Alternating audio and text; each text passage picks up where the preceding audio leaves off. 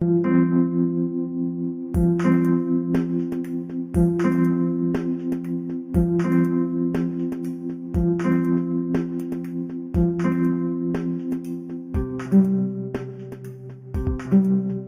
so before I start part 2, I'll need to go over something that a lot of people commented on, and I obviously missed in the instructions.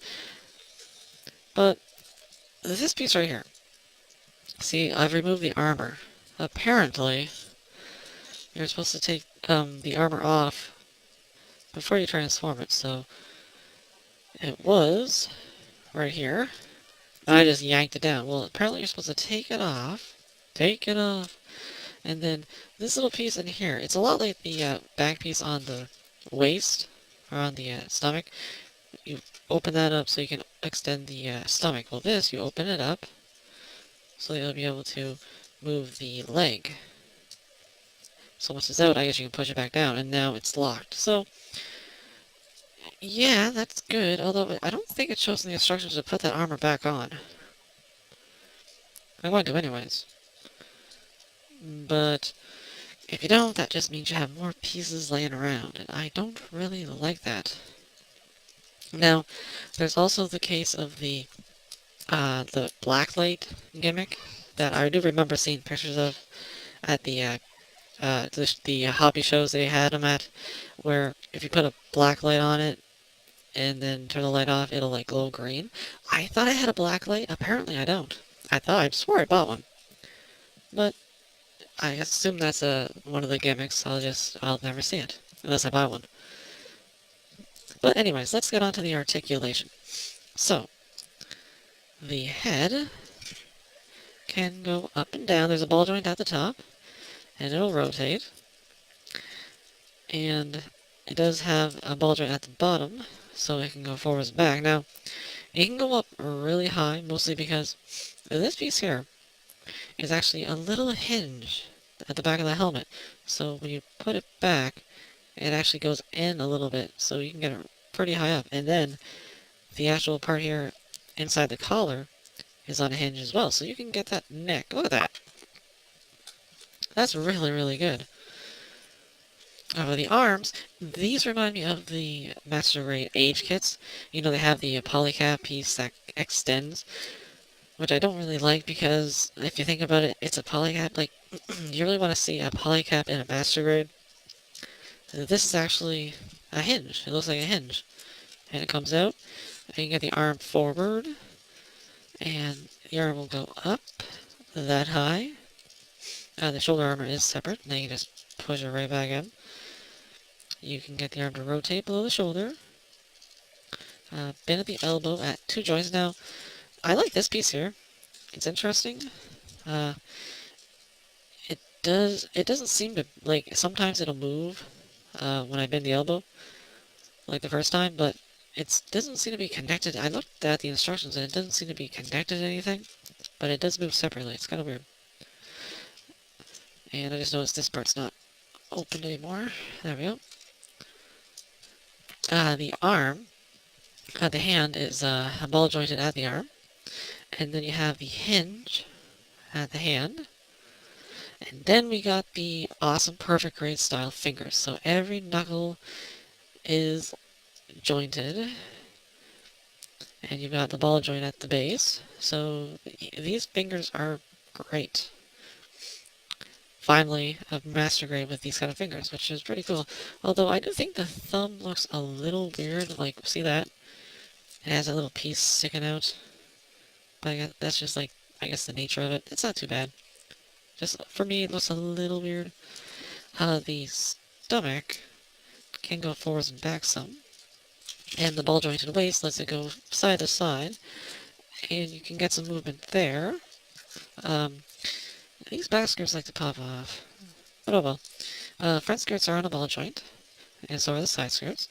And like I said, back skirts.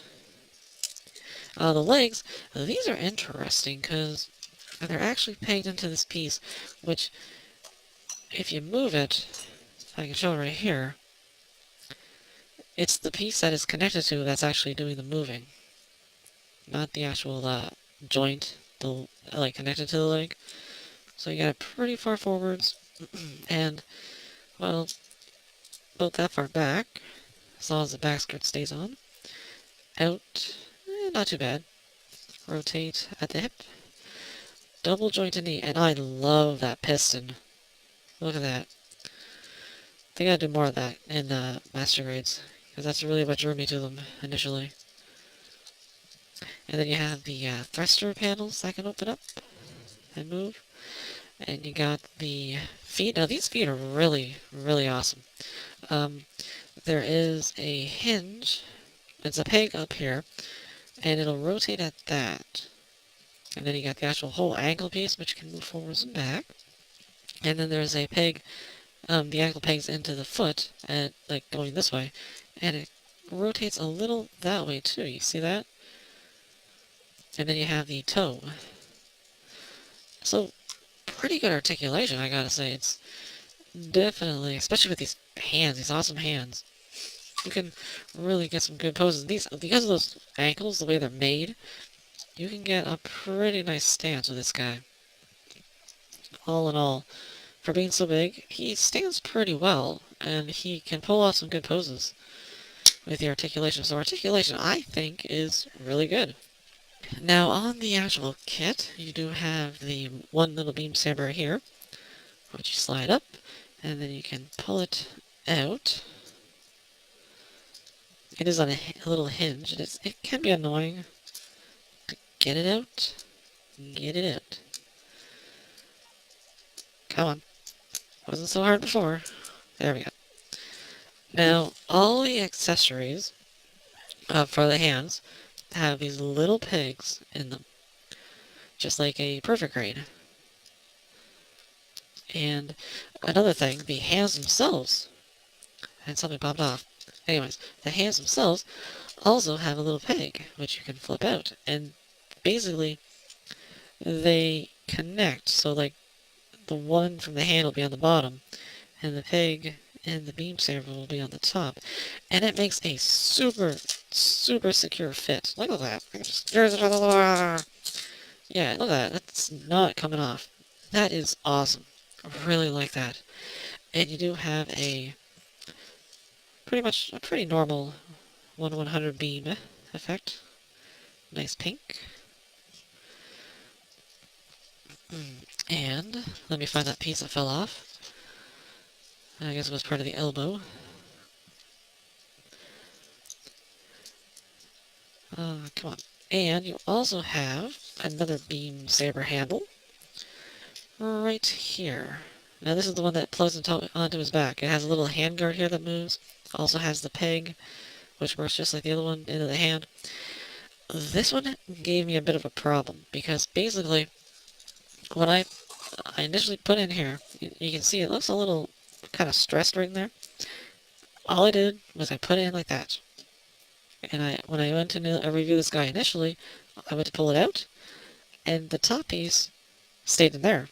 And the thing is, there's no way to get inside and pull it out. I had to get, like, my hobby knife and kind of stab it, and then forcefully yank it out. So I super glued it, so it's not coming off. But you might want to be careful of that, so you might end up having the end of the beam saber jammed in there. Now the cool thing is, it does rotate, which is kind of neat. I like that. And you do get the really nice curved effect part for the tip.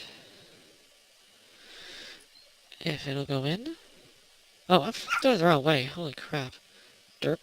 There we go.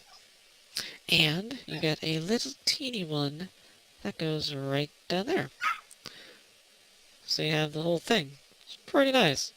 Pretty nice. Now you've also got the shield, which it does need the decal there. I kind of wish it was embossed, the logo there, like the symbol. And you have the connector, which is on a ball joint, and a hinge. So it'll actually rotate, wiggle, and move side to side. And it clips onto this arm. Now, the way it works, you could probably switch the arm. See how that works? So if you wanted, you could take this one, this solid panel, and just clip it right there, and then have them on the other arm. because this piece is only designed for the to mount the shield with this indent right here. So you just clip that on there, and there you go. And it's also really secure. Now you've also got the beam rifle, which it's okay. I mean, it's got some nice detail, nothing special. It does have a little peg, so you can hold it, and it's really solid and secure. And you have the bazooka, which has an extending piece, and apparently this part pulls out, but it extends pretty good. It's a lot like the unicorn. They're really trying to blend these two together. Although I do find it's a little loose on mine anyways. I can probably fix that a bit. Movable handle, once again, has a little peg in there to pop out. Now this little clip will let you mount it on his back. There's a little section right there, a little bar, and it'll go right in there. And it holds rather well. It is a little loose. Like, it doesn't hold as well as I'd like. It'll basically stay, but if you like move it a little bit, it'll come right off. And you kind of have to fiddle around and make sure you get it in the exact right spot. But that does mean you have all of his accessories on at once. So you got the beam saber in their respective spots. So you got the bazooka on the back, beam rifle in the hand, shield on the arm. And then we have to come to the final piece. And you know what? I'm actually going to save that to... I'm going to make a third part. Just because this guy, I think, kind of requires... It kind of necessitates another part. Just to explain the final accessory that it comes with and just how interesting it really is.